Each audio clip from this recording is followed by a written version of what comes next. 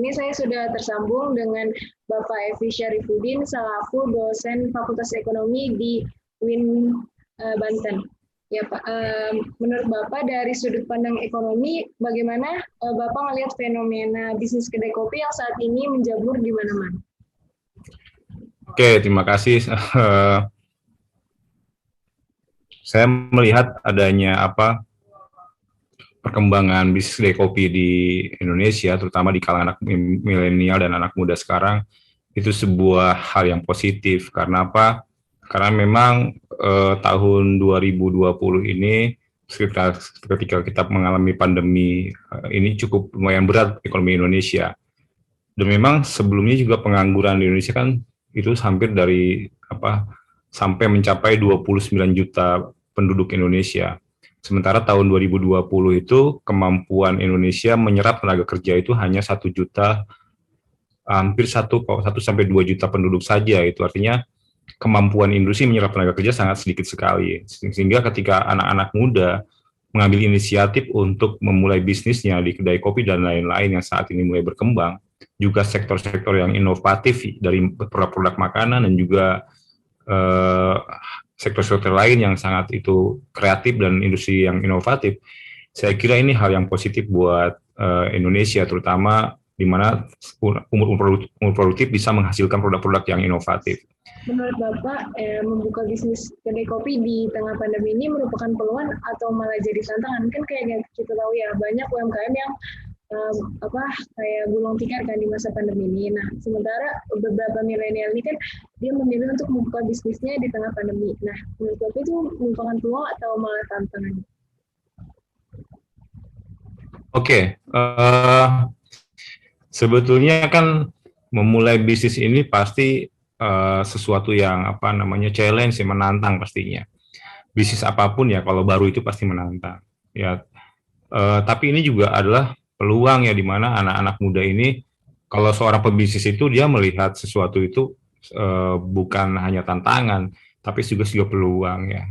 Dan sekarang kan pandemi sudah mulai pada fase di mana kita mudah-mudahan ada vaksinasi dan lain-lain. Tentu ini kesempatan kalau bagi pemula untuk belajar di awal, karena di awal itu pasti kalau langsung sekaligus membludak banyak tamu juga, itu nanti dari sisi kapasitas dan kemampuan manajemen juga perlu diuji gitu. Tapi kalau perlahan-lahan justru inilah step by step yang kemudian mereka bisa beradaptasi dengan pertambahan jumlah konsumennya secara bertahap, sehingga mereka belajar nanti pas kemudian banyak konsumen yang bludak, suatu ketika mereka semakin maju, branding semakin kuat, mereka sudah siap untuk bisa menghadapi banyaknya konsumen.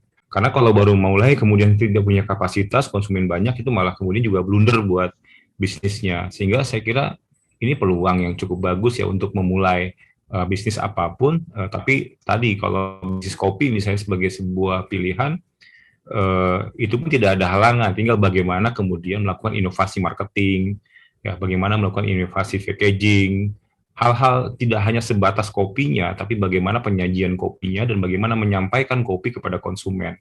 Tantangannya di situ ya.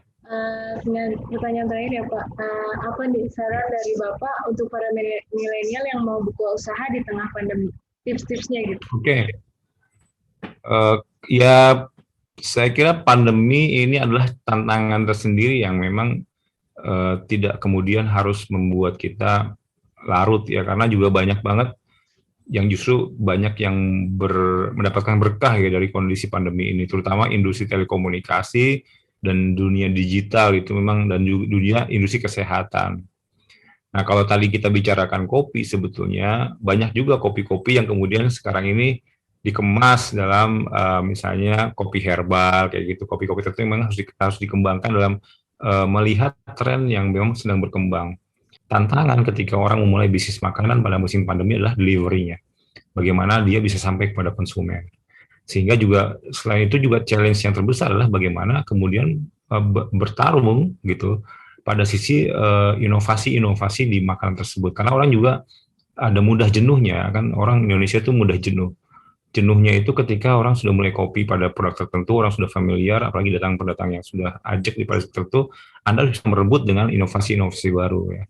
Dari sisi tadi tampilannya ataupun dari sisi varian rasanya yang dikembangkan.